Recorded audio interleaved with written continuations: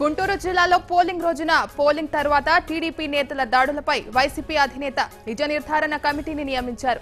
ఈ కమిటీ సభ్యులు గురజాల, సత్తెనపల్లి, నర్సరావుపేట అసెంబ్లీ నియోజకవర్గాల్లో పర్యటించనున్నారు.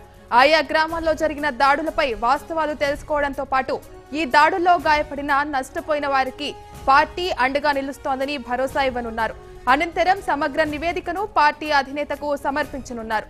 మర్రి రాజశేఖర్ రెడ్డి నేతృత్వంలోని ఈ కమిటీలో సభ్యులుగా లావు శ్రీ కృష్ణదేవరాయలు, అంబటి రాంబాబు, కాసు మహేష్, గోపిరెడ్డి శ్రీనివాసరెడ్డి, జంగా కృష్ణమూర్తి, మహమ్మద్ ఇక్బాల్, అంజాద్ భాషా, నవాజ్ సభ్యులుగా ఉంటారని పార్టీ వర్గాలు తెలిపాయి.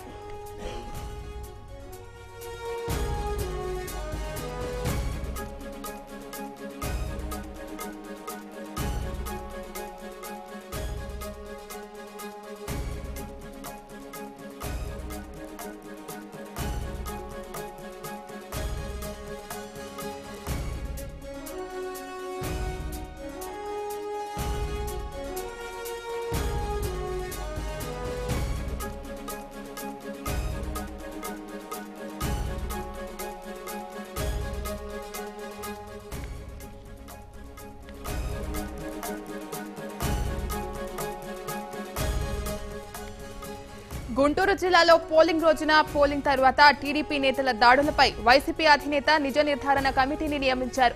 ఈ కమిటీ సభ్యులు గురజాల, సత్తెనపల్లి, నర్సరావుపేట అసెంబ్లీ నియోజకవర్గాల్లో పర్యటించనున్నారు. ఆయా గ్రామాల్లో జరిగిన దాడులపై వాస్తవాలు తెలుసుకోవడంతో పాటు ఈ దాడుల్లో గాయపడిన, నష్టపోయిన వారికి పార్టీ అండగా నిలుస్తోందని భరోసా ఇవ్వనున్నారు. అనంతరం సమగ్ర నివేదికను పార్టీ అధినేతకు సమర్పించనున్నారు. మర్రి రాజశేఖర్ నేతృత్వంలోని ఈ కమిటీలో సభ్యులుగా లావు శ్రీ కృష్ణదేవరాయలు, అంబటి రాంబాబు, కాసు మహేష్, గోపిరెడ్డి శ్రీనివాసరెడ్డి, జంగా కృష్ణమూర్తి, మహమ్మద్ ఇక్బాల్, అంజాద్ భాషా, నవాజ్ సభ్యులుగా ఉంటారని పార్టీ వర్గాలు తెలిపాయి.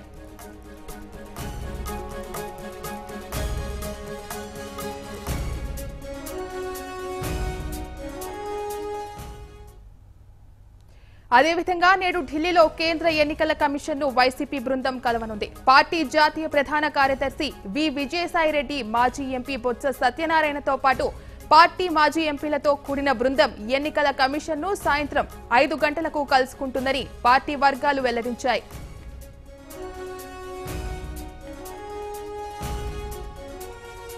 ఈ విషయానికి సంబంధించి మరిన్ని వివరాలు మా ప్రతినిధి లక్ష్మణ్ అందిస్తారు. లక్ష్మణ్, చెప్పండి. రాఘవి, సార్వత్రిక ఎన్నికల్లో జరిగిన హింసాత్మకమైన సంఘటనలు అయితేనేమి, ఘర్షణలు అయితేనేమి, ఇరు పార్టీలు టీడీపీ, వైసీపీ మధ్య జరిగిన సంఘటనలపైన అయితే సత్తెనపల్లి, నర్సరావుపేట, గురజాల నియోజకవర్గాల్లో జరిగిన హింసాత్మకమైన ఘటనలపై వైసీపీ అధినేత జగన్ ఒక నిజ నిర్ధారణ కమిటీ అయితే మాత్రం ఫామ్ చేసింది. ఆ నిజ నిర్ధారణ కమిటీ జిల్లాలోని ఆ 3 నియోజకవర్గాలు సత్తెనపల్లి, నర్సరావుపేట, గురజాల ప్రాంతాల్లో పర్యటించి అల్లర్లు జరిగిన ఘర్షణలపైన వాళ్ళు ఆరా తీయనున్నారు. కార్యకర్తలకు భరోసా ఇచ్చుకుంటూ కార్యకర్తలపై జరిగిన దాడులు, దాని తీరుతెన్నుల మొత్తాన్ని తీసుకొని ఒక నివేదిక తయారు చేసి జగన్మోహన్ రెడ్డికి అందజేయనున్నారు. ఆ నివేదిక ఆధారంగా ఢిల్లీలోని కేంద్ర ఎన్నికల కమిషనర్ అయితే ఈ రోజు కలవాలనే ఒక ఉద్దేశంలో కూడా వైసీపీ ఉన్నట్టుగా తెలుస్తుంది. దీనిపై ఒక జిల్లాలో రాజశేఖర్ నేతృత్వంలో ఒక 9 మంది బృందంగా ఏర్పడి నిజ నిర్ధారణ కమిటీ అయితే మాత్రం నియోజకవర్గాల్లో పర్యటించున్నారు. మర్రి రాజశేఖర రెడ్డితో పాటు అంబటి రాంబాబు, కాసు మహేష్ రెడ్డి, గోపిరెడ్డి శ్రీనివాసరెడ్డి, ముస్తఫా, లావు కృష్ణదేవరాయలు, జంగా కృష్ణమూర్తి తదితరులు అయితే ఈ నిజ నిర్ధారణ కమిటీలో ఒక 9 మంది సభ్యులుగా ఏర్పడి కూడా నియోజకవర్గాల్లో పర్యటించున్నారు. అయితే ఎలక్షన్ కోడ్ అమల్లో ఉంది. 144 సెక్షన్ 30 ఈ పోలీస్ యాక్ట్ కూడా గ్రామాల్లో ఏదైతే హింసాత్మకమైన, సమస్యాత్మకమైన పోలింగ్ కేంద్రాల పరిధిలో ఉన్న ఆ గ్రామాల్లో మాత్రం ఈ సెక్షన్స్ అయితే అమల్లో ఉన్నాయి. అయితే నేతలు, కార్యకర్తల పరామర్శలు అయితే మాత్రం వద్దని కూడా పోలీసులు అయితే మాత్రం, విజ్ఞప్తులు అయితే మాత్రం నాయకులకి అయితే పెట్టిన పరిస్థితి అయితే ఉంది. ఏదైనా 15 రోజుల తర్వాత ఏదైనా పర్యటనలు పెట్టుకోగాని ఇటువంటి వాడివేడి వాతావరణంలో మీ యొక్క పరామర్శలు ఇటువంటి కమిటీలు వేసి ఇట్లా పర్యటించవద్దని కూడా పోలీసులు అయితే విజ్ఞప్తి చేస్తున్న పరిస్థితి ఉంది. అయితే నిజ నిర్ధారణ కమిటీ అయితే మాత్రం 3 నియోజకవర్గాల్లో పర్యటించి ఎటువంటి నివేదిక రెడీ చేస్తారనే అంశంపైన సర్వ ఆసక్తిగా ఉంది. అయితే పర్యటిస్తారా లేకపోతే పోలీసులు అడ్డుగిస్తారా అనే అంశం కూడా ఇక్కడ మనం చూసుకోవాలి. అయితే 144 సెక్షన్ 30 పోలీస్ యాక్ట్ అమల్లో ఉన్న నేపథ్యంలో నేతల పరామర్శలు వల్ల కూడా ప్రత్యర్థి పార్టీలు అయితే మాత్రం మళ్ళీ ఘర్షణ వాతావరణం గ్రామ స్థాయిలో మళ్ళీ నెలకొనే పరిస్థితి కూడా ఉందని కూడా పోలీసులు అయితే మాత్రం ఒక హెచ్చరికలు అయితే జారీ చేసిన నేపథ్యం కూడా మనం అక్కడ చూసుకోవచ్చు. అయితే ఏది ఏమైనా కానీ గుంటూరు జిల్లాలో సార్వత్రిక ఎన్నికల నేపథ్యంలో జిల్లా పరిధిలో సత్తెనపల్లి, వేమూరు, తెనాలి, నర్సరావుపేట, గురజాల, మాచర్ల నియోజకవర్గాల పరిధిలో హింసాత్మకమైన ఘటనలు చోటు చేసుకున్నాయి.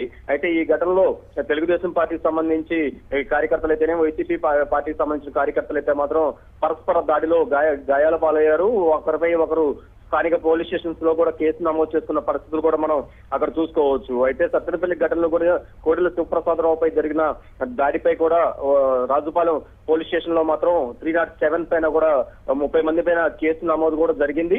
అయితే ఈ కేసులని ఒక విధంగా ఉంటే అయితే గ్రామాల్లో పట్టణ పల్లెల్లో సార్వత్రిక ఎన్నికలు నేపథ్యంలో రేగిన చిచ్చు అనేది మళ్ళీ నేతల పరామర్శతో ఇంకొంచెం ఆజ్యం పోసినట్టుగా ఉంటుందని చెప్పి కూడా పోలీసులు నేతలకైతే విజ్ఞప్తి చేస్తున్నారు. అయితే నిజ నిర్ధారణ కమిటీ అయితే మాత్రం గ్రామాల్లో పర్యటిస్తుందా లేదా అనే అంశం కూడా ఇప్పుడు మనం చర్చకు వస్తుంది.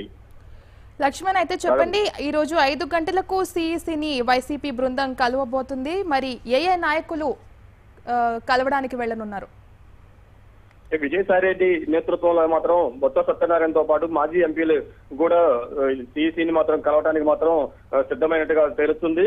అయితే గుంటూరు జిల్లా వ్యాప్తంగాతో పాటు మిగతా జిల్లాల్లో కూడా కొన్ని పోలింగ్ బూతుల్లో టీడీపీ వైసీపీ యొక్క పరస్పర దాడుల నేపథ్యంలో వైసీపీ కార్యకర్తలపైన పోలీసులు పరోక్షంగా వ్యవహరిస్తూ కేసులు నమోదు చేస్తున్నారు. టీడీపీ పైన కేసు పెట్టినా గానీ వాళ్ళు ఎటువంటి సుమోటోగా కేసు నమోదు చేయకుండా మా పైన దాడి చేయడమే కాకుండా పోలీసులతో కూడా అక్రమ కేసులు బనాయిస్తున్నారని చెప్పి కూడా వైసీపీ విజయసాయిరెడ్డి నేతృత్వంలో ఒక కమిటీ మాత్రం సిఈసిని కలిసి వాళ్ళకి ఒక నివేదిక కూడా సమర్పించినట్టు కూడా మనకు తెలుస్తుంది. అయితే ఈ నిజ నిర్ధారణ కమిటీ గుంటూరు జిల్లా వ్యాప్తంగా చెలరేగిన హింసకు సంబంధించిన దాంట్లో కార్యకర్తలు గాయపడిన అంశాలైతేనేమి శాంతియుత వాతావరణం నెలకొనేంత వరకు కూడా వైసీపీ కార్యకర్తలని కేడర్లను కాపాడుకోవాల్సిన అవసరం వైసీపీ పార్టీ పైన ఎంతైనా ఉంది. కాబట్టి సెంట్రల్ ఎన్నికల కమిషన్ అయితే మాత్రం ఈ రోజు విజయసాయిరెడ్డి ఆధ్వర్యంలో మాత్రం అక్కడ ఈసీని కలిసే పరిస్థితి కూడా కనిపిస్తుంది. Thanks for the update Laxman.